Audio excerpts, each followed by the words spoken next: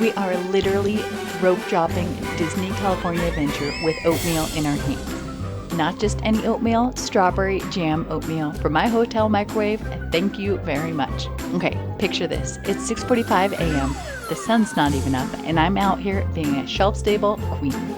We're making breakfast in styrofoam cups, using quick oats, hot water, strawberry jelly, and to-go coffee cups I totally didn't smuggle from the hotel lobby. That's it. No fridge, no stove, no stress. We stir, we wait, we devour. Is this the most glamorous breakfast ever? No.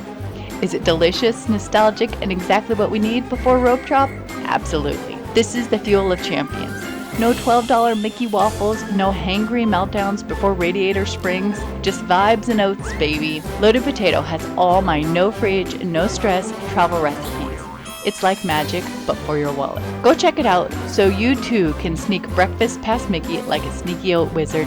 Have your groceries delivered straight to your hotel. Catch you at Rope Drop.